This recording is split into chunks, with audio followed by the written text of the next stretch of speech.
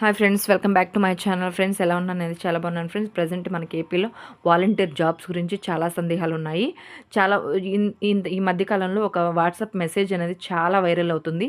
అదేంటంటే 5 మంది గ్రామానికి ఉంటారు వాలంటీర్స్, మిగతా వాళ్ళందరినీ తీసేస్తారు, 10,000 చేస్తున్నారు కాబట్టి ఇంకా వర్క్ అనేది పెరుగుతుంది అని ఏంటంటో న్యూస్ అనేది స్ప్రెడ్ అవుతుంది. బట్ అదేంటంటే అఫీషియల్గా వచ్చిన మెసేజ్ అయితే కాదు. సో ఎవరు కంగారు పడాల్సిన అవసరం లేదు.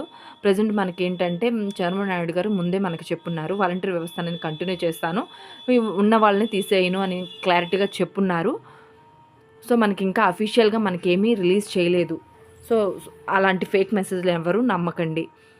ఇంకోటి ఏంటంటే మనకి రీసెంట్గా మనకి ఆంధ్రప్రభలో అదే మెన్షన్ చేస్తున్నారు, వాలంటీర్ ప్రెజెంట్ ఉన్న కొంతమంది ఎలక్షన్స్కి బిఫోరు కోడొచ్చిన వెంటనే కొంతమంది ఫోర్స్ వల్లనో ఏదో కారణాల వల్ల కొంతమంది రిజైన్ చేయడం జరిగింది.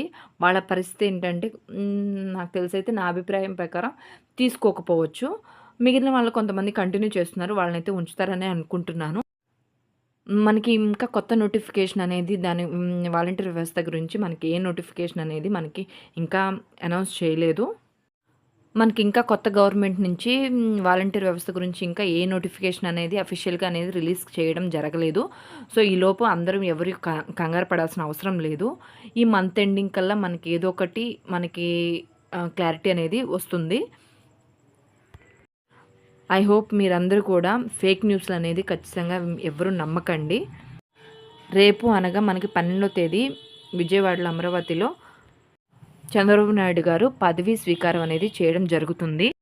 తర్వాత మనకి క్లారిటీ అనేది వస్తుంది. ఓకేనా?